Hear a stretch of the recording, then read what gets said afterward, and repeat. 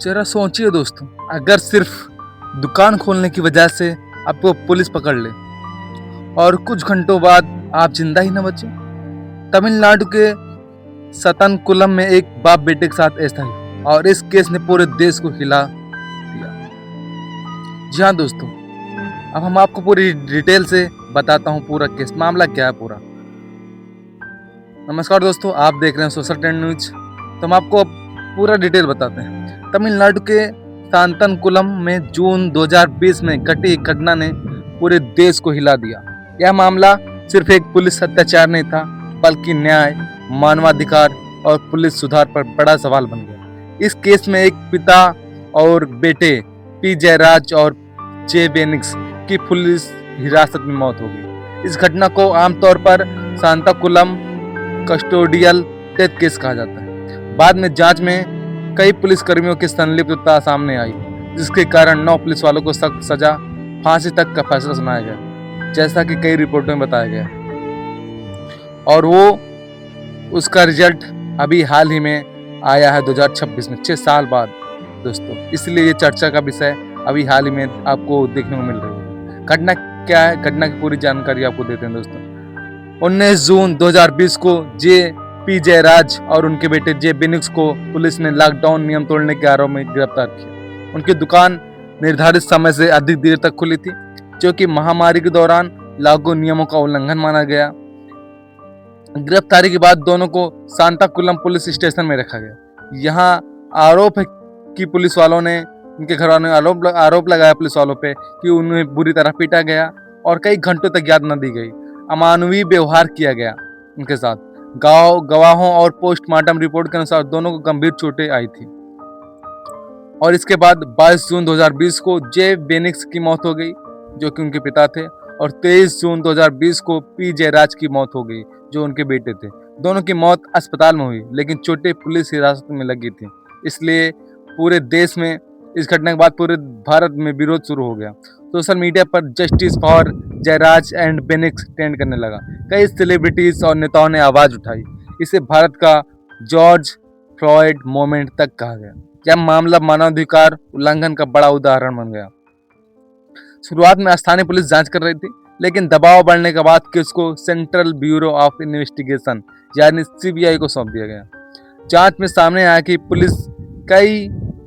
कई पुलिसकर्मी इस अत्याचार में शामिल थे। कुल 9 पुलिसकर्मियों को गिरफ्तार किया गया, जिनमें शामिल थे इंस्पेक्टर भी थे और सब इंस्पेक्टर थे और कांस्टेबल तक थे। सोचो दोस्तों, सीबीआई ने आरोप लगाया कि यह सुनियोजित हिंसा थी। सबूत मिटाने की कोशिश की गई, मेडिकल रिकॉर्ड में हेरफेर किया गया।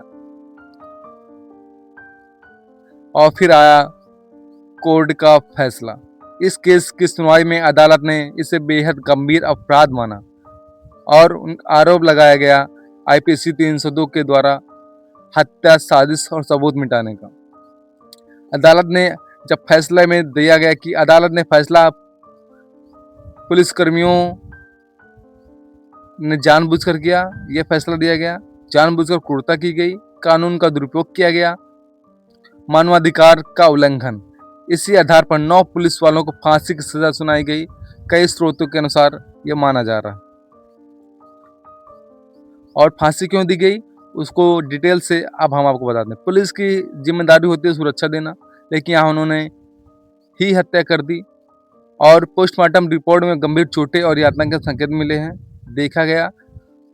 और पुलिस वालों ने अपनी शक्ति का गलत इस्तेमाल किया, दुरुपयोग किया, और यहाँ तक कि पुलिस वालों ने सबूत मिटाने तक की कोशिश की, रिकॉर्ड में हेर फेर किया, झूठी कहानी बनाई गई।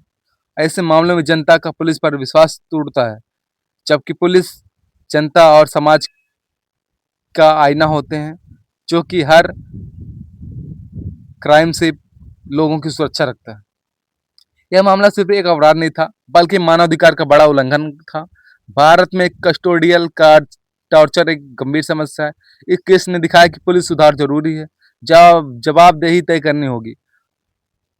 इस घटना के बाद कई विशेषज्ञों ने सुझाव दिए कि हर पुलिस स्टेशन में निगरानी के लिए सीसीटीवी कैमरे होने बहुत ही जरूरी है, और पुलिस के खिलाफ मामलों की जांच अलग एजेंसी करे। पुलिस को मानवाधिकार की ट्रेनिंग भी दी जाए। इस केस ने पूरे देश को सोचने पर मजबूर कर दिया कि क्या पुलिस पर भरोसा किया जा सकता है? क्या कानून सबके लिए समान है या घटना एक चेतावनी बन गई? यह केस हमें याद याद दिलाता है कि कानून से ऊपर कोई नहीं, इवन पुलिस भी नहीं। ठीक है ना दोस्तों? आज के लिए इतना ही। दोस्तों वीडियो पसंद आई हो तो लाइक कीजिए, अपने दोस्तों के साथ कर शेयर कीजिए और कमेंट में बताएं कि क्या पुलिस वालों को ऐसा करना चाहिए था।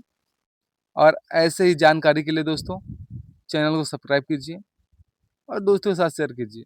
मिलते हैं नेक्स्ट वीडियो में, तब तक के लिए बाय बाय। जय हिंद दोस्तों।